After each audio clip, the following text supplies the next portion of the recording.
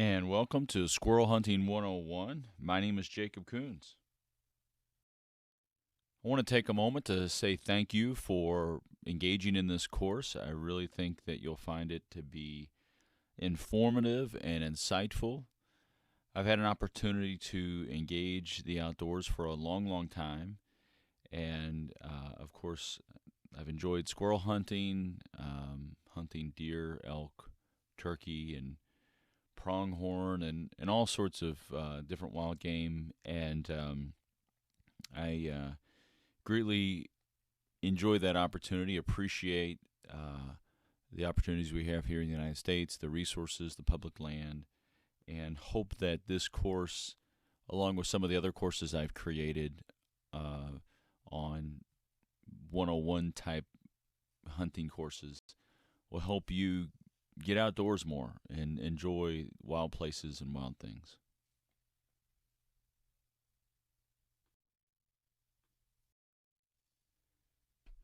In the movie The Matrix, Lawrence Fishburne asked Keanu Reeves to make a choice. He can choose the blue pill or the red pill, and it basically is going to dictate to him the rest of his life. So if he chooses the blue pill, he can go to work, live in an apartment, and go about his normal life. But he felt like Keanu's character in The Matrix felt like there was something else, something more. And Lawrence Fishburne's character said, I believe it was Morpheus, said, you can choose the red pill and you can see the world for what it really is. And I really like that scene. I use that analogy a lot. I think it's appropriate for courses of this nature, 101 type courses. If you've never hunted or if you've thought about hunted or maybe hunted a few times, you can choose the blue pill life and continue to sort of go to the grocery store and buy meat that you don't know where it came from and what the life of that animal was like, and it was probably raised in a crate and didn't probably live a very good life, and it might be organic, even though the label says it's organic. Who knows? And that's perfectly fine. And quite honestly, I still go to the store myself, and we still buy chicken or what have you. Or you can choose to chase wild game and engage the outdoors differently, and you'll see the world in a different way. And I'm confident if you choose the red pill, the first time that you actually harvest your own source of food, your own source of protein, you'll never want to go back to sort of the blue pill life.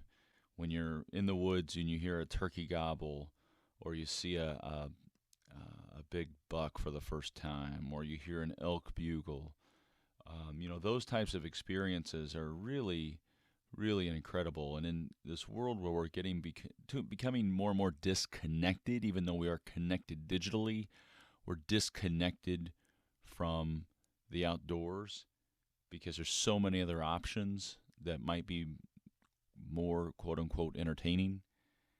So, assuming that hunting is new to you, squirrel hunting is a really great way to get familiar with the woods and all sort of the logistics that go along with hunting. It's a much easier entry point than, say, hunting big game. The hunting license is cheap.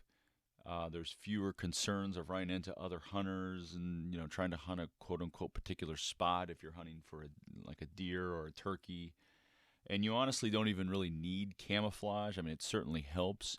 Squirrel can see color, but if you wear a brown shirt or a gray shirt and some blue jeans or whatever and a hat, you'll be fine. So you don't need a lot of other gear.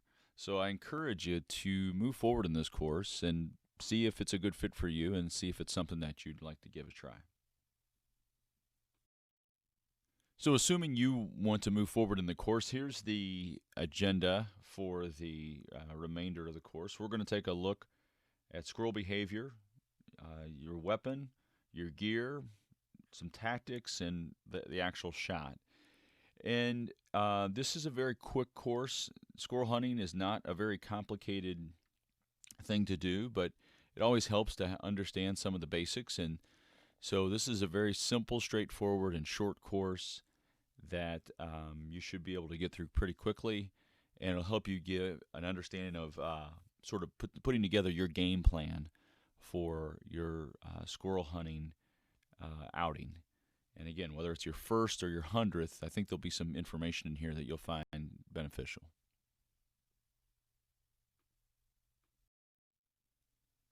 So let's go ahead and move into the next section. We're going to focus on squirrel behavior and learn a little bit more about what makes a squirrel tick on a day-to-day basis.